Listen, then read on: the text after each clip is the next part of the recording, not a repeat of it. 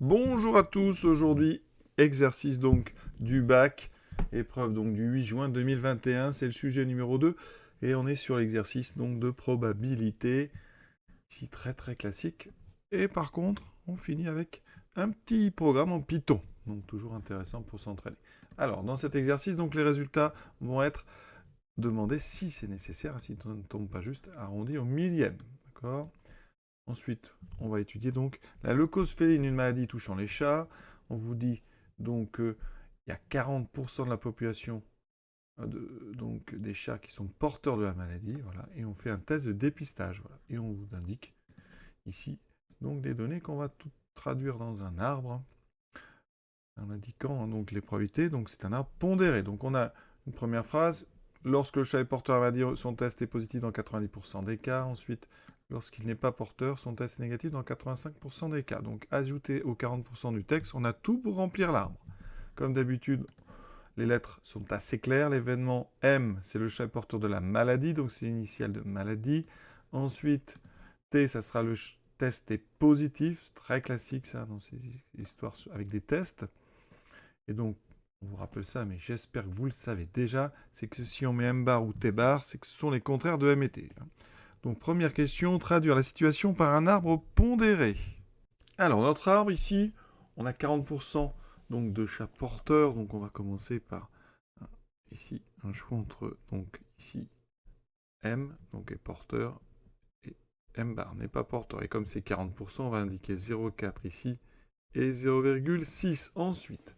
La phrase qui est en bleu, le chat est porteur de la maladie, son test est positif dans 90% des cas. Là, on est déjà sur l'embranchement M, on est ici, d'accord?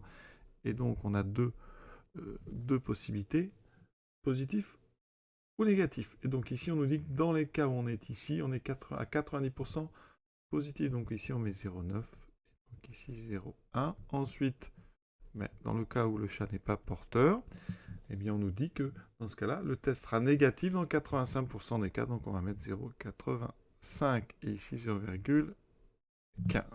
Pour info, pour ceux qui feront médecine, la probabilité d'être positif sachant qu'on est malade, ce qu'on appelle donc des vrais positifs, eh bien ça s'appelle ça la sensibilité. Ici c'est 0,9.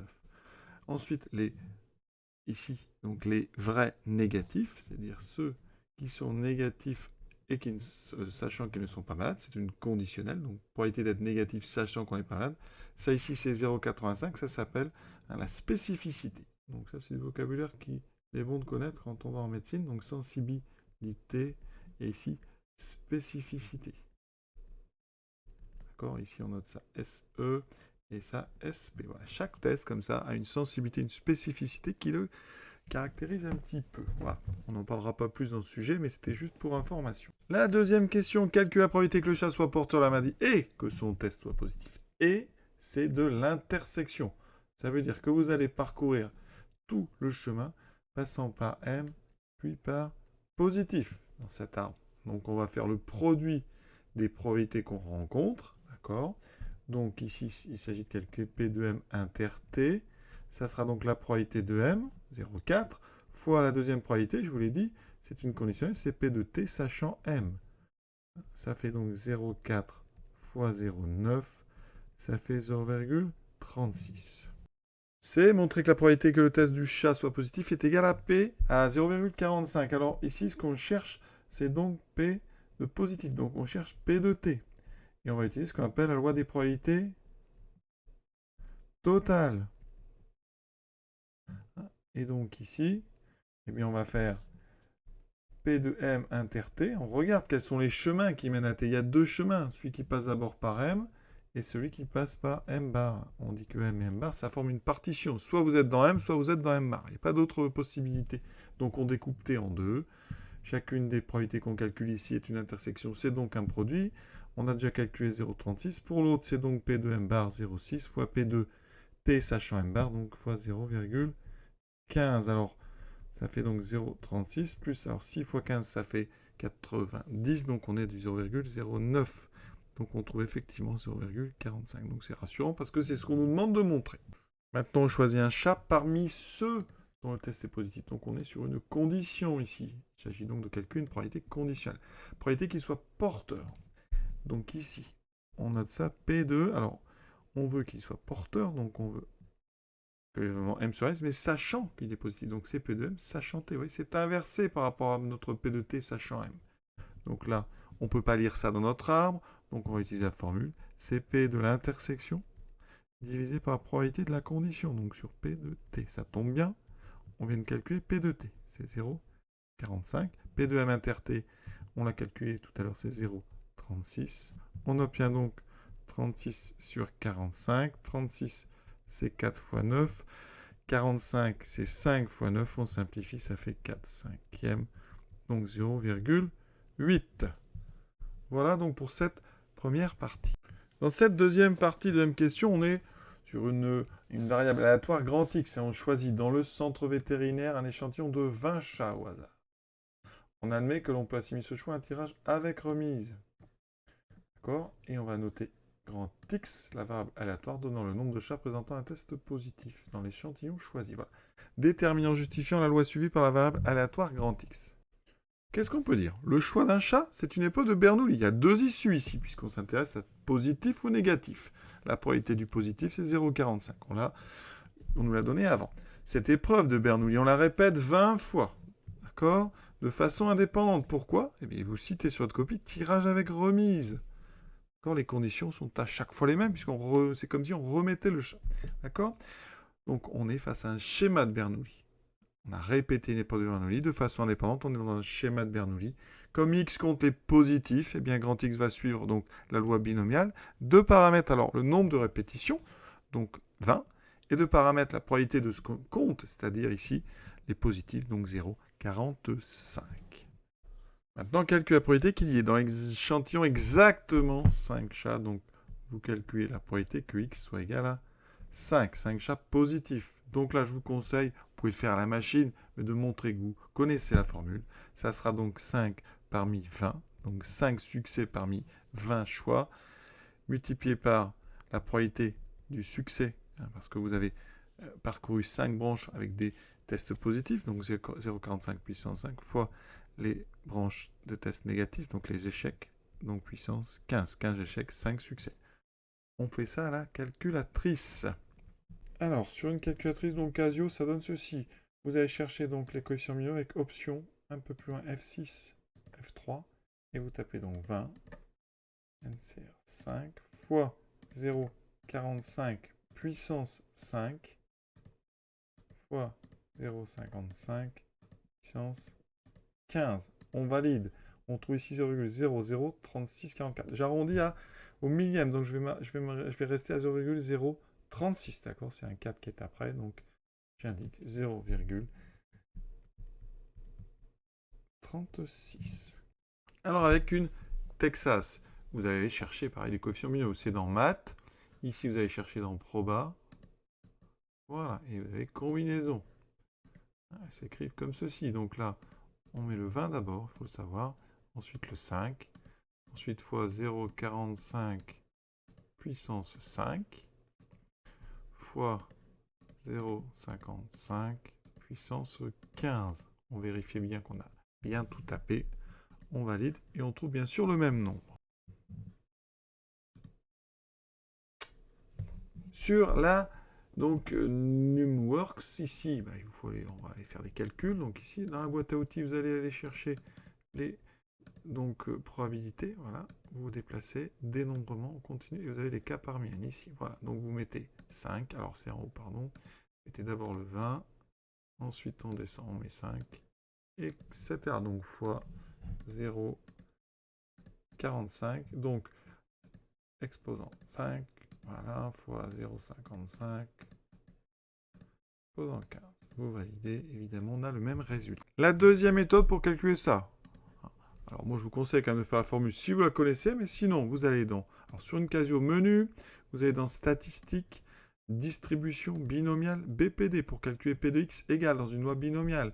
Vous indiquez ici, donc, variable x. Alors on veut x égale 5, avec 20, n égale 20, p égale 0,45.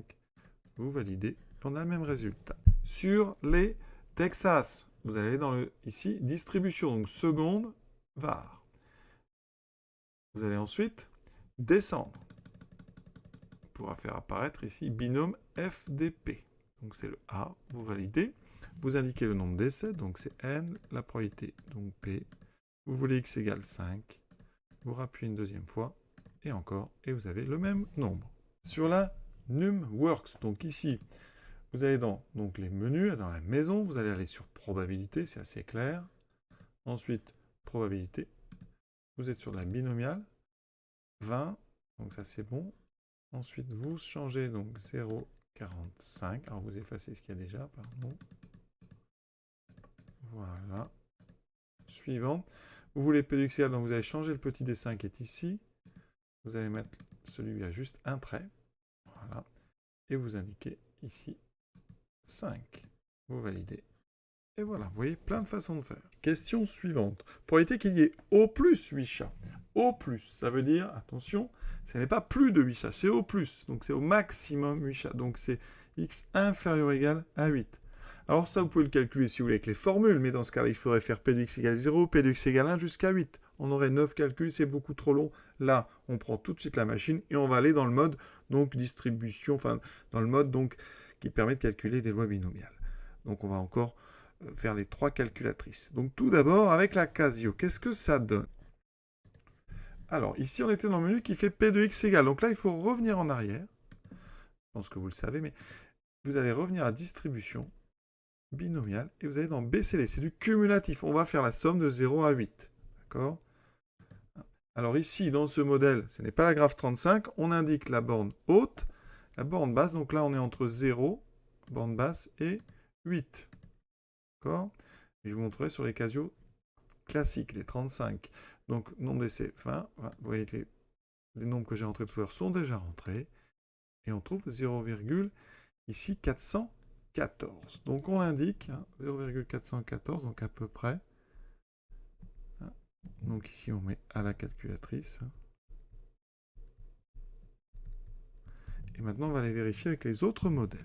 Pour ceux qui ont une 35+, alors ce n'est pas la 35+, mais ça fonctionne exactement pareil. Donc, on va dans Stat, binomial, B, ici, donc CD. Et vous voyez que là, alors pour l'instant, je m'en suis jamais servi, enfin, depuis longtemps, donc je mets variable. Vous devez avoir marqué variable. X égale, je veux X égale, ouais, inférieur ou égal à 8. Donc je mets 8. Voilà, nombre d'essais, je mets 20. Et ici, probabilité 0,45. Vous voyez, c'est pas marqué P de X est inférieur ou égal. Il faut le savoir, d'accord? Donc la binomiale CD sur les Casio fait du inférieur ou égal. On valide et on trouve le même nom. Sur les Texas, donc, même menu, distribution, on descend. Alors, on ne va pas s'arrêter au premier binomial. Le premier fait du P de X égal, le deuxième fait P de X inférieur ou égal. C'est pareil, ça ne s'invente pas, il faut le savoir. Nombre d'essais est toujours 20, 0,45, valeur d'X 8. Ça va calculer P de X inférieur ou égal à 8. Voilà. Sur les donc NumWorks, vous allez changer le petit dessin. Donc on revient ici. Et on va aller, on veut du inférieur ou égal, on prend le côté gauche. Voilà. Et l'avantage, c'est qu'ici, le symbole, il s'affiche. Donc, vous ne pouvez pas vous tromper, si vous avez un doute. Donc, ici, vous mettez 8, vous validez. Évidemment, on a toujours, encore une fois, le même résultat. Question des déterminer l'espérance de la variable aléatoire grand X et interpréter le résultat, donc dans le contexte. Alors, ça, il faut connaître. Donc, vous avez n qui vaut 20. Le succès, c'est 0,45. D'accord? Eh bien, il faut savoir que l'espérance, donc on note ça, grand E de x, eh bien c'est n fois p. C'est-à-dire 20 fois 0,45, ce qui fait ici, donc 9. De toute façon, à chaque choix d'un chat, globalement, il y a 45% donc, de chances d'avoir un positif et un négatif. Donc comme vous faites ça 20 fois, on comprend bien qu'en moyenne, eh bien, on aura, sur nos 20, on aura à peu près 9 chats. Alors évidemment, tout ça, ce sont des moyennes qui se réalisent quand on procède à un grand nombre de tirages. Donc, qu'est-ce qu'on peut dire comme phrase simple? Eh bien, si vous parlez de moyenne, il faut dire que pour un grand nombre d'échantillons. Donc, on va dire pour un grand nombre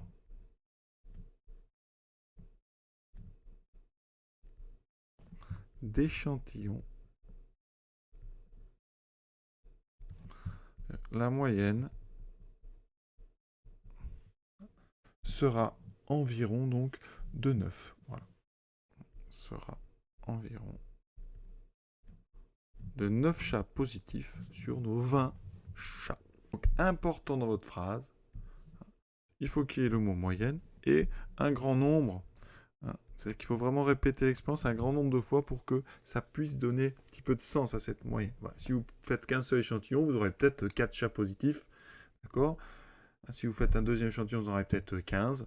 Voilà. Mais quand on réalise un très grand nombre d'échantillons, eh bien, progressivement, la moyenne va se rapprocher de 9 cas positifs par échantillon de 20 chats. Troisième question. On arrive donc sur Python, mais d'abord, on choisit un échantillon maintenant de n chats. On ne sait pas combien vaut n. Et on assimile encore ceci à un tirage avec remise. On va noter Pn, la probabilité qu'il y ait au moins un chat présentant un test positif. Donc voilà. Combien vaut Pn? Alors tout d'abord, ici on va créer une nouvelle variable aléatoire. Donc soit grand Xn, le nombre de positifs parmi les n chats choisis. D'accord? Comme on a un tirage avec remise, et bien de même que dans la question 2A, de même qu'en 2A, 2A, eh bien Xn suit la loi binomiale de Pareto, donc n, 0,45. D'accord? Important.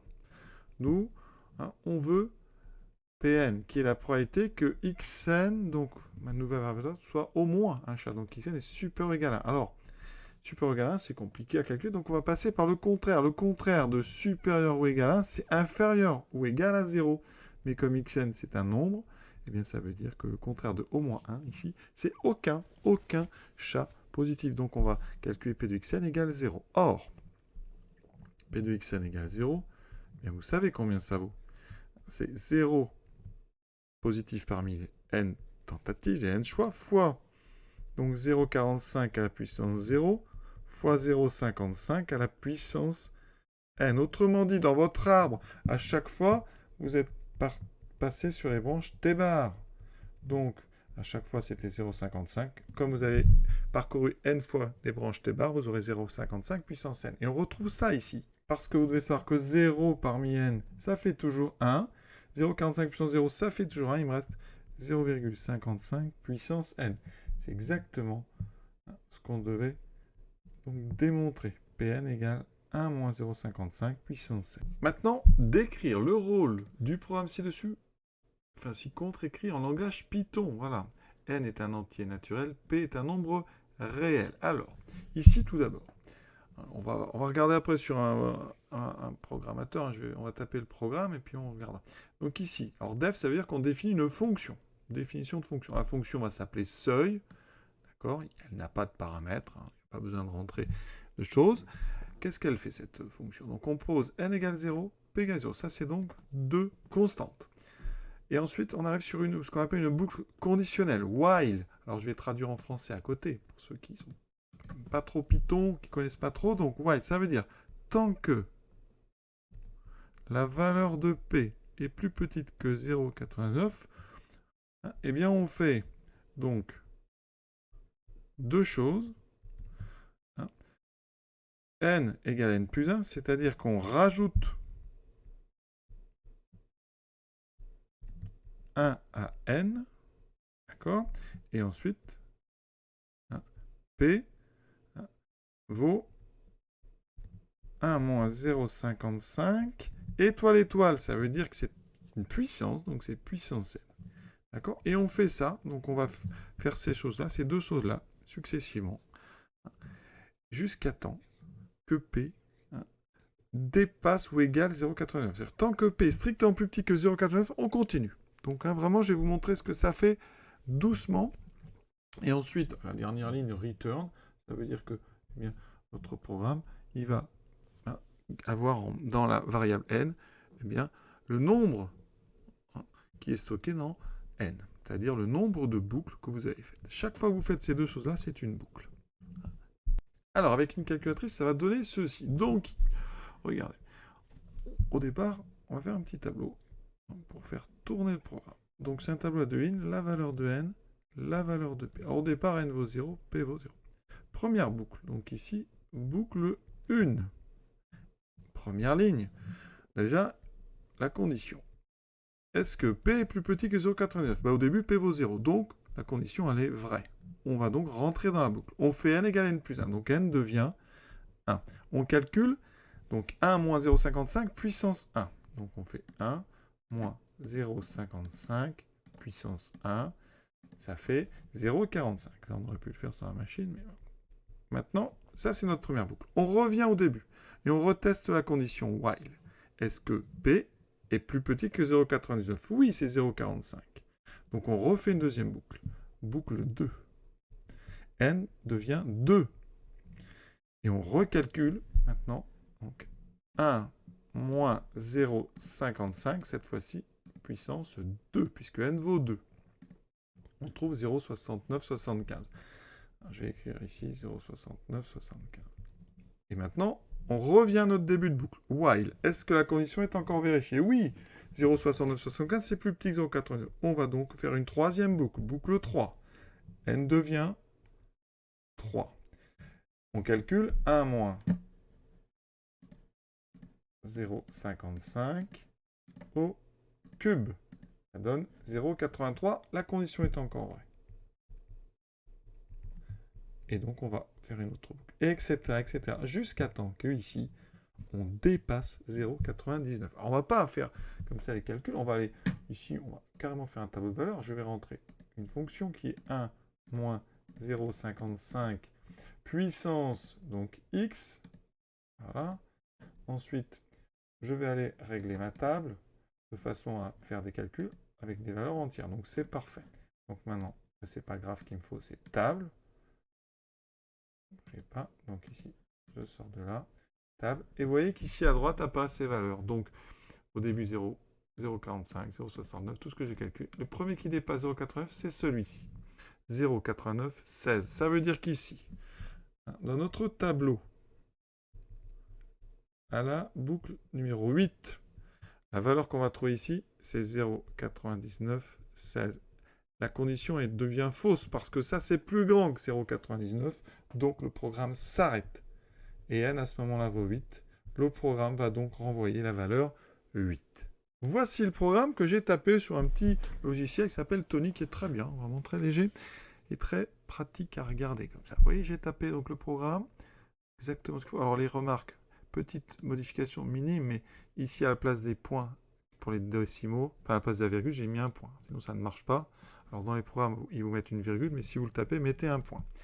Alors, si vous faites tourner le programme comme ça, il ne va rien se passer. Voilà, parce que vous n'avez rien demandé d'afficher. Donc, si vous voulez que le programme fasse quelque chose, après, il va falloir mettre print, justement, eh bien, la valeur de n, c'est-à-dire le seuil. D'accord? Donc là, vous écrivez dans print votre nom de fonction avec les parenthèses. Voilà. Et là, vous mettez exécuter. Et vous voyez qu'ici, ça nous affiche le nombre 8. Donc, ça veut dire qu'il faut bien 8 boucles pour que P soit supérieur ou égal à 0,99. Si vous voulez un peu plus de détails, eh bien, vous pouvez faire à l'intérieur de la boucle, par exemple, vous pouvez mettre print P. Comme ça, dans chaque boucle, vous aurez, ça va afficher les différentes valeurs de P. D'accord? Et voilà ce que ça donne. Ici, vous voyez, à chaque fois, j'affiche la valeur de P dans la boucle, donc première boucle, deuxième, troisième, etc. Et vous voyez que à la 8e boucle, ici, on est plus grand que 0,89. Et c'est pour ça que la boucle s'arrête et va afficher ce qu'il y a après le return, c'est-à-dire la valeur de n, donc 8. Alors, on va répondre à la question d'écrire le rôle du programme. Donc, ce programme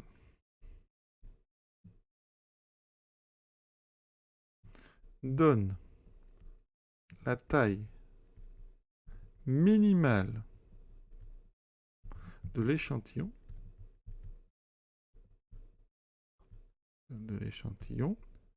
pour que la probabilité Pn soit donc supérieure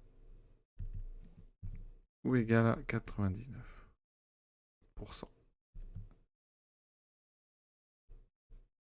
C'est-à-dire à 0,99. Donc ici, oui, on a trouvé 8. Ça veut dire qu'à partir de 8 chats, dans notre échantillon, bien la probabilité qu'il y ait au moins un chat avec un test positif, elle devient supérieure ou égale à 99%. Maintenant, déterminons en précisant la méthode employée la valeur envoyée par ce programme. Alors, vous pouvez expliquer que à la calculatrice, donc, c'est déterminer en précision la méthode employée, la valeur renvoyée par ce programme. Alors, j'ai déjà tout écrit. Donc, vous pouvez faire la machine en disant, à la calculatrice, on fait un tableau de valeurs de 1 moins 0,55 puissance n. Et on prend la première valeur de n entière, donc naturelle, telle que, eh bien, cette valeur est supérieure ou égale à 0,99. Vous indiquez, là, c'est très important, si vous utilisez ces méthodes, la valeur d'avant. C'est-à-dire quand on est juste en dessous de 0,99, donc 1 moins 0,55 puissance 7, vous indiquez la valeur d'après, donc en 8, 1 moins 0,55 puissance 8, et vous dites qu'au vu de ces deux choses, donc c'est bien n égale 8 qui est la bonne solution.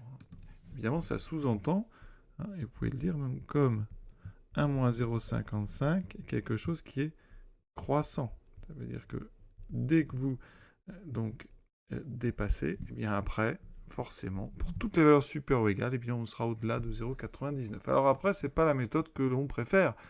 Ce qu'on aime bien en maths, c'est résoudre les choses de façon exacte. Et donc là, eh bien, ce qu'on peut faire, c'est résoudre une inéquation. On va chercher quand est-ce que 1 moins 0,55 puissance n est supérieur ou égal à 0,99. Alors pour ça, comment fait-on? Eh bien, ici, c'est équivalent à, donc, moins 0,55 puissance n, moins 0, supérieur ou égal à moins 0,01. J'ai enlevé un des deux côtés. Ensuite, je divise par moins 1, ou je multiplie par moins 1, ce qui a pour effet de changer le sens. Donc j'obtiens ceci. Maintenant, on passe au logarithme. Le logarithme, c'est une fonction qui est strictement croissante sur donc R plus étoile. Donc ici, comme on n'a que des nombres ici qui sont strictement positifs, on peut l'utiliser sans aucun problème. Donc ln de 0,55 puissance n est plus petit ou égal à ln de 0,01. Donc, propriété du logarithme, le n va sortir, ça fait n ln de 0,55 inférieur ou égal à ln de 0,01. On divise par ln de 0,55, mais attention, 0,55 étant plus petit que 1, son logarithme est négatif. Donc ici, pardon, changement de sens. Vous allez avoir à droite la division. On ne peut même pas, d'ailleurs, la simplifier. On va laisser ça comme ça. Et là, vous aurez à la place de inférieur ou égal, supérieur ou égal. Là, on a besoin de la machine pour évaluer ce quotient. On trouve à peu près 7,7. Donc, ça veut dire que n va être supérieur ou égal à 7,7 à peu près. Donc, n est supérieur ou égal à 8. Donc, la réponse, donc, le programme renvoie la valeur 8. Et on a terminé ce sujet. Voilà, j'espère avoir été complet. J'ai fait toutes les calculatrices. Voilà. Comme ça, tout le monde sera content. Je vous souhaite une bonne fin de journée à tous et à bientôt.